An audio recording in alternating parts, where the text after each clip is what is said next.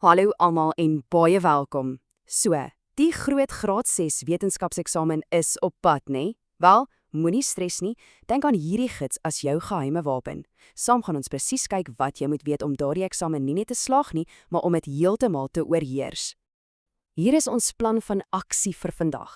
Eers gaan ons die regte taal leer praat, die taal van wetenskap. Dis ons fundament.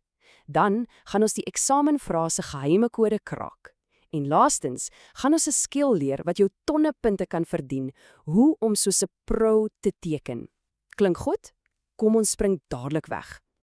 Goed, eerste dinge eerste. Voordat ons enigiets anders kan doen, moet ons seker maak ons verstaan die woorde. In wetenskap is woorde soos gereedskap. As jy weet wat elke stuk gereedskap doen, is die werk soveel makliker. Reg, kom ons warm daar breinselle bietjie op met 'n vinnige vraagie. Dink gou vir 'n oomblik, wat beteken hierdie 3 woorde? Toestand, vakuum, deeltjie. Jy het seker al van hulle gehoor, maar wat beteken hulle nou regtig? En daar's jou antwoorde. Toestand, dit's eenvoudig hoe iets is. 'n Soliede klip, vloeibare water of 'n gas soos lug. En al daai dinge, hulle bestaan uit ongelooflik klein deeltjies. 'n Vakuum is dan weer 'n plek waar daar absoluut niks is nie eers deeltjies nie. Dis nogal cool, né? Hierdie 3 woorde help ons om alles om ons te beskryf, van die stoel waarop jy sit tot die leespasie tussen die sterre. OK, om toestand nog beter te verstaan, kom ons kyk na 2 teenoorgesteldes. 'n Vaste stof, soos 'n blok ys, se deeltjies sit styf gepak. Hulle hou al vorm. Maar in 'n gas, soos die stoom uit 'n ketel, is daai deeltjies wild. Hulle het baie energie en hulle vlieg rond om enige spasie vol te maak. Die groot verskil is dus hoe daai klein deeltjies optree. Goed, volgende vraag. En luister mooi, want hierdie een is 'n klassieke vraag wat baie leerders teenoor maak. Wat is nou eintlik die verskil tussen 'n mengsel en 'n oplossing? Hulle klink amper dieselfde, maar hulle is nie. So hier's die geheim. 'n Mengsel is soos 'n bak Smarties. Jy kan nog die rooies, die blaues en die groenes sien en selfs uithaal as jy wil. 'n Oplossing, aan die ander kant, is wanneer jy suiker in jou tee roer. Die suiker verdwyn, né? Dit los heeltemal op. Onthou net hierdie een belangrike reël. Alle oplossings is mengsels, maar nie alle mengsels is oplossings nie. Kyk nou hoe mooi pas al hierdie woorde by mekaar. In ons teevoorbeeld is die water die oplosmiddel en die suiker is die oplosbare stof. As jy sand in jou tee sou gooi, wel, dis onoplosbaar. En as jy aanhou suiker bygooi totdat dit net op die bodem lê, dan het jy 'n versadigde oplossing. sien? Elke woord beskryf 'n spesifieke deel van die proses. Baik, nou dat ons die woordeskat het, kan ons aanbeweeg. Nou gaan ons kyk hoe om daai kennis te gebruik om eksamenvrae te ontsyfer. Want ja, eksamenvrae het hulle eie geheime taal. As jy eers die kode ken, is dit soos om die antwoord te kan sien voor jy nog begin skryf. Goed, vlak 1 vrae is die maklikstes. Dis basiese geheuetoets. Die persoon wat jou toets nasien wil net weet, het jy die feite gememoriseer? Dis dit. Geen strikvrae hier nie, net wat het jy geleer? So, wanneer jy woorde soos definieer, lys of identifiseer sien, is dit jou teken. Dit beteken die antwoord is letterlik iewers in jou handboek of notas. Hulle vra jou net om daardie inligting neer te skryf, presies soos jy dit onthou. OK, nou klim ons 'n trappie hoër. Vlak 2 gaan oor begrip. Hier is dit nie meer genoeg om net feite te onthou nie, nou moet jy wys dat jy regtig verstaan wat daardie feite beteken. Soek vir woorde soos som op, vergelyk of interpreteer. En hier is 'n pro-tip. As hulle vra jy moet 2 dinge vergelyk, moet jy sê hoe hulle dieselfde is en hoe hulle verskil.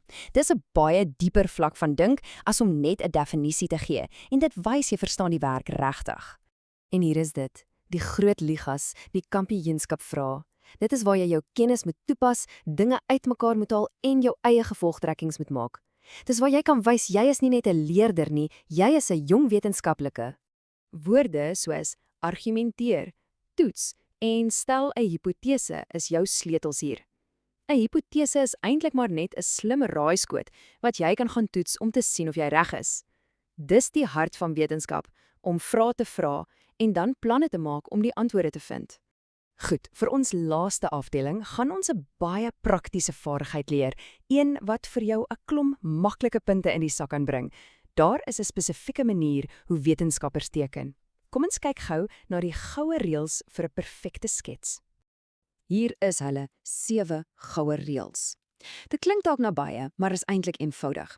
Gebruik 'n skerp potlood vir presisie. Gee altyd 'n onderstreepte opskrif en let veral op die byskrifte 'n reguit riglyn aan die kant met netjiese lyntjies wat nooit ooit kruis nie. As jy hierdie stappe volg, wys dit jy's akkuraat en wetenskaplik en dis presies waarna die nasieners soek. Dis een ding om van die reëls te hoor, dis 'n ander ding om dit te sien gebeur. So, kom ons doen dit saam. Kom ons bou stap vir stap 'n perfekte diagram deur presies hierdie reëls te gebruik. Goed, stap 1 en 2 is maklik. Teken jou basiese vorms. Gebruik 'n potlood sodat jy enige foute kan regmaak. En dan, baie belangrik, gee jou tekening 'n naam, 'n duidelike, onderstreepte opskrif sodat almal weet waarna hulle kyk.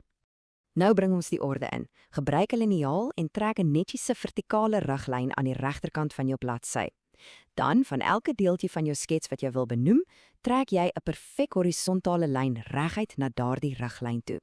En onthou die reël, hierdie lyne mag nooit oor mekaar gaan nie. Dit hou alles super netjies. En laastens, die professionele afwerking. Langs jou riglyn skryf jy jou byskrifte mooi en duidelik in drukskrif, verkieslik met 'n dun, donker pen. En kyk net daar, dis 'n perfekte, volpunt wetenskaplike diagram. Duidelik, akkuraat en dit lyk sommer net slim. Hierdie aanhaling sê alles. Onthou, jy probeer nie 'n kunswerk maak nie. Jou doel is duidelike kommunikasie. Die skets moet 'n storie vertel, so eenvoudig en akkuraat as moontlik, sonder enige onnodige featurejasies. En so, daar het jy dit. Ons het die taal van wetenskap geleer, ons het die eksamense kode gekraak en ons het die kuns van die perfekte skets bemeester. Jy het al die gereedskap wat jy nodig het. So, die vraag is jy gereed om in daai eksamen in te stap en te wys wat in jou steek? Ek dink jy is. Jy is meer as gereed. Gaan vir dit en baie sterkte.